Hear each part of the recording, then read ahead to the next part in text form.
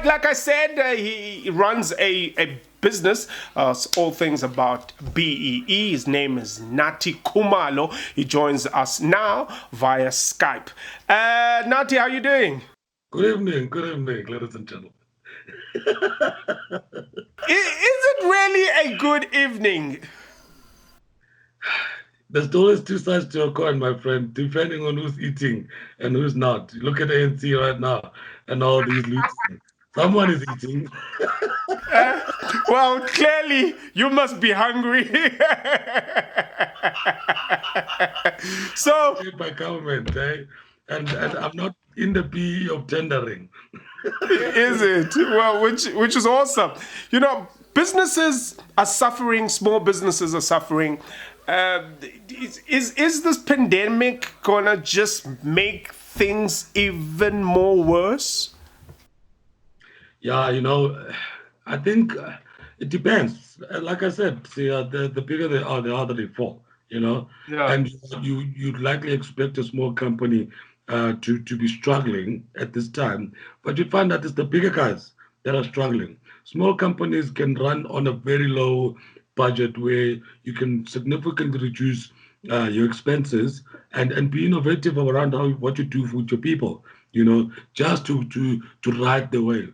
But if you're a company with a huge overhead, with a building in the middle of Sentin and no income, I have clients that are in the hotel space right now that are shutting their doors because their expenses are just too much to handle month after month.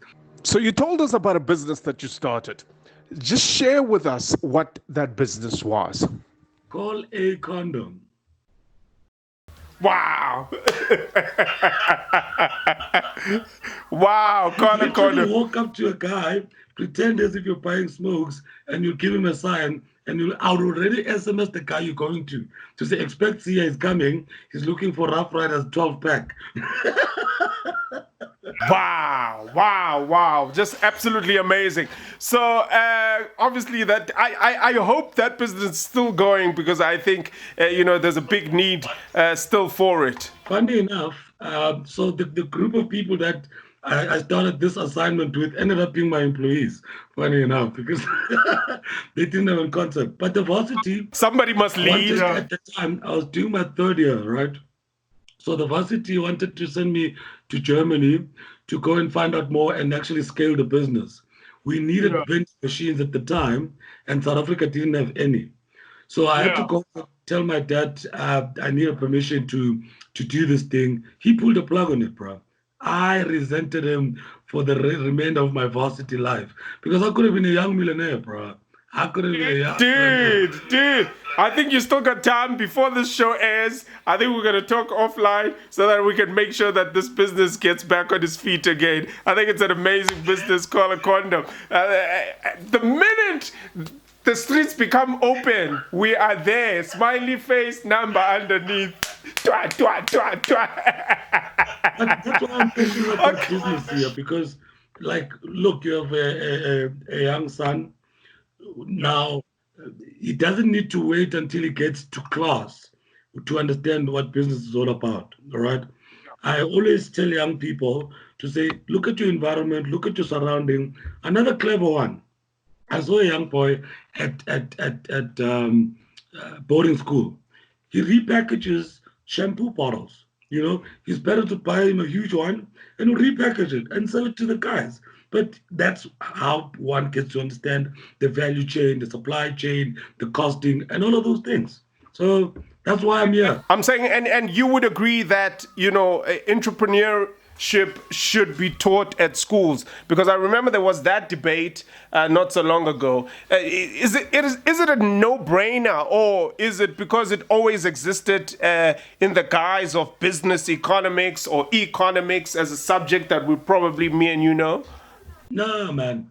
Okay, I'll give you an analogy of what an entrepreneur is, right? So imagine you going, you're about to get married, and your future wife says, "Sia, you better practice for our first dance," and you have two left legs, right? Two left feet. I'm glad I'm not the guy who was step. I'm not that guy. No, no, no. Anyway, continue. But then you go to a dancing class. The dancing instructor will tell you 1 2 step, 1 2 step. So a difference between an entrepreneur and a guy who's not. An entrepreneur, you'll tell them 1 2 step, and they'll go it while outside. They'll get the groove. They'll My take the groove remix. and make it their own. Chiki, chiki, chiki, my remix. Okay. Yeah. Yeah. No, no, continue. I was saying someone who's not an entrepreneur, you tell them 1 2 step, and that's all they'll do. They will not take it any further. They'll not put any innovation into it, and they'll not scale it. So I think that's what the difference is. But there's nothing wrong about being the opposite, which is an intrapreneur. There's another definition. So people like me who are entrepreneurs need intrapreneurs. Entrepreneurs are the guys. So we are serial business people. So we'll start a business, conceptualize it, put its feet, make sure it runs, but we'll never be there for the longest run. You need an entrepreneur. So these are people that are typically academics who've gone to school. They don't want to start their own business, but they can run your business like a well-oiled machine. And those two characters make a business work. Wow. Thanks for introducing me to the term intrapreneur, because I think there's a couple of businesses I want to start that probably need these intrapreneurs. Brand new word on the show. So now let's talk about.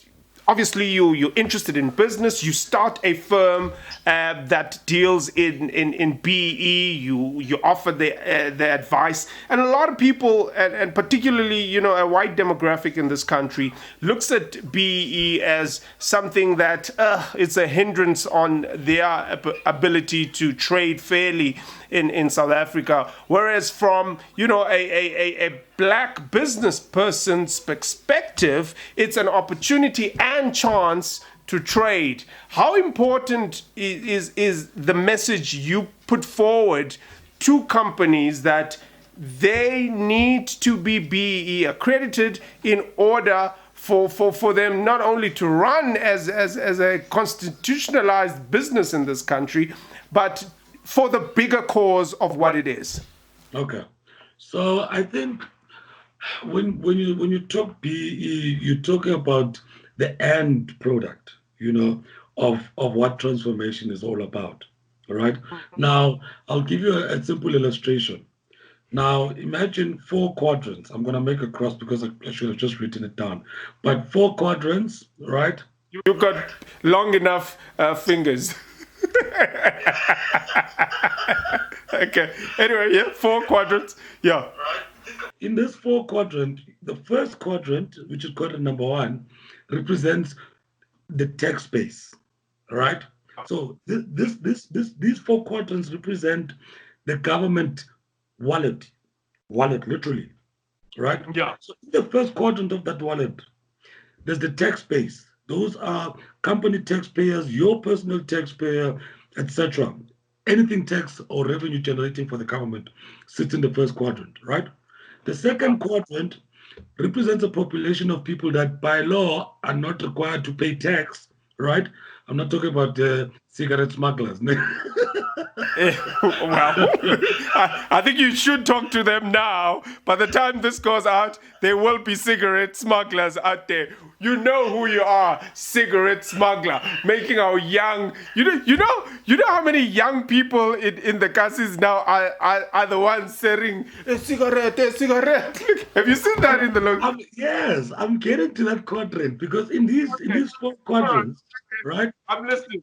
The second quadrant is it's the population that will never pay tax. That's income tax. They can pay VAT, and those are people of school-going age, right, and pensioners. So those are not contributing to the government wallet anymore, right? Yeah. The third quadrant represents the informal sector. Now that's a multi-billion rand market, right? But that informal sector includes those guys that are selling cigarettes on the side of the road, the guys that are selling your sunglasses at the robot, your tech shop owners, your taxi owners. Collectively, that's a huge portion of the government budget that could contribute to alleviate what we're experiencing. And the last quadrant are the unemployed.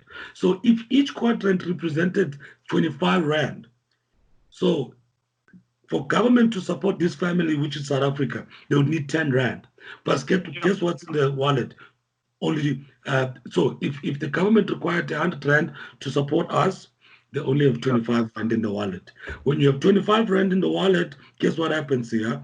You focus on education, your roads fall apart. You focus on the roads, your healthcare falls apart because there's not enough to go around. So BE is created to extend on that scope. What do you do by extending on that scope? You go to the informal businesses, you formalize them first. What that translates to, the informal business, by the time it becomes a formal business, it starts drawing from the unemployed pool. Yes. Yeah. And quadrant 4 and 3 move you to quadrant 1, and the tax base becomes bigger. There's more to go around. That's my logic behind it. Not that, hey, white man, give us this, all of that. Yeah, I mean, as much as you've simplified this in 4 quadrants, as you say, what do you think people just don't understand about BE? What are some of the myths you've heard about BE? The biggest misconception is that white people think black people are here to steal their companies, while black people, on the other hand, have a sense of entitlement to this BEE thing, which is the number one biggest misconception. BEE is created to create new ventures. So let's say I have a friend of mine whose dad has been in the transport business for donkey years, and I'm black. I have a potential of attracting a new market. It's not worthwhile for me to go join his old transport business with his trade secrets and what he knows. What he can do is support me as a smaller black business by one, buying me a truck or standing as surety for me at the bank to buy a truck where I could then open new markets where when I'm inundated with work, I could share with him. But that's a whole new market he himself doesn't have access to because he's not black. I have access to it because I'm black, but I don't have the backing, you know? Yeah, yeah, the financial backing to get it off the ground, and also they could do mentorship and etc. etc. Okay, so if you were to rate the country, and I mean that's what you guys also assist in, the ratings as we know them, BEE level this and that. If you were to rate the country's BEE mandate, is it a poor score or is it a good score? And why would you say so? Well, right now, I've been in this industry 15 years, right? And I've seen the improvement, right? But to be honest, it's still a low score. Only 3% of JSE companies are currently transformed. 3%. That's low. It's too low. That's since we shouldn't even count it. Yeah, yeah, yeah, yeah. So there's still a long way to go, but I think where we should start is by educating our own black people how to approach this thing. It's not a entrepreneur game. You need to run a solid business behind it. You need to have credibility within what you provide as a business. It's not a business of handouts. So you must show value to the people that are going to support you in the end, because you have all sorts of funding mechanisms. So if you think about the black industrialist one, if you had a solution for something that Pick and Pay would provide, you must have had dealings with Pick and Pay in some form or shape so that they become your backers, because your stuff is going to end up in their shelves, and then it's a win-win situation. But you don't stand on the side of the road asking Pick and Pay for an enterprise development grant only to go use it where they will not see a return on their investment. So align your business to the companies that will either feed into your value chain or you'll feed into their value chain. Yeah, I mean, a lot of people would listen to you, Nathi, and say, it's easier said than done because, on the other end, you have companies that are supposed to be backing, being heavily resistant to the BE process in itself, and then on the other hand, you have genuine black companies that go and go, but they keep getting, backhanded to the point where they don't really even pursue that. So how do you make the message that says BE is beneficial for both parties? Because I feel like, the parties that are there to back seem to think it's a handout, as you were saying. Exactly. So it's not a one club fit all. Understanding your business is one thing here.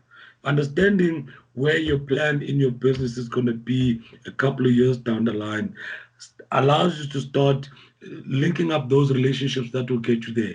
If getting there means some capital investment is needed in your business, if getting there some stuff is needed in your business, if getting there is some equipment, then start asking those right questions about your own business. Because then when you go out into this PE space, you're probably not going to go out looking for money.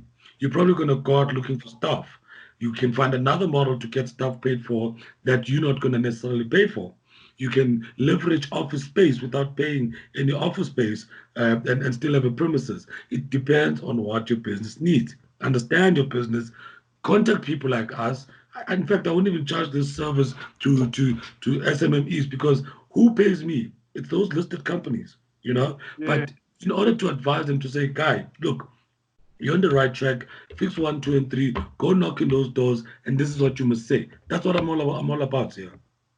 Okay, you've made a commitment. Now we're going to put your details at the bottom of the screen. So if you do want to contact him with the business, particularly BE related queries, just follow the prompts at the bottom of the screen. So you touched on a little bit about the industrialization part of things, and I want you to unpack it a little bit more. Why is there an opportunity there? What is it all about? I think most South Africans heard about this whole black industrialist program that came with Jacob Zuma a couple of years before he stepped down. And this was intended to industrialize black businesses, specifically in the manufacturing space. Now, what does industrialization mean? It means you're running projects that are at least between 30 and 50 million rand in capital expenditure. So it's the volume of machinery you need. So let's say you're in the business of making uniforms or school shoes, right? Yeah. But you are at a point where you want to produce these shoes by the thousands, right? Yeah. How do you then access money to scale that business? So the Black Industrialist Program is created for that, for guys to come and access huge funding and leverage on where their business is at the time. So if your business needs to scale only by 30 million, that's fine. You can do that. If it needs to scale by 50 million, you can still go for those applications. So where this Black Industrialist Program is now, it's focusing on agro processing. So meaning, if you're talking about trees, it's part of agriculture, right? The cutting of the tree, the processing of the tree to making it a wood that ends up being a couch in your living room. That's the value chain. So where do you fit in this value chain still means you're part of that manufacturing program. If I want to scale a business that would result in me producing mass couches at an affordable price, then Black Industrialist Program is created for you. Fantastic. And I think you'll also give us the details so that we can flash them on the screen as well. It seems like an opportunity, and I think also from a youth unemployment point of view, once you empower a young person with some level of skill, like you say, making a couch and getting into this program is solving entrepreneurship just like that as well. Fantastic. Nathi, we wish you all the best, my brother. Thank you very much for making a little brief stop on the show and telling us about a very, very much needed a business that you let slip, which we are going to inject with a smiley face. I like the smiley face part of things. It's going to be a great business. It's going to come to you. We'll also flash that at the end of the show. Thank you very much for joining us, my brother. Oh, thanks, man. I'm a fan of the show, and good luck with everything, and I wish you all the best. Thanks a lot, man. All right, that's Nathi Khumalo. He's, of course, the CEO at Transverse. It's all about BE stuff, so we told you quite a lot about that. So, coming up after the break, we talk to Leroy Jason. And I can tell you that this show is shot on a Canon. So you know what we're going to talk about, right? After the break.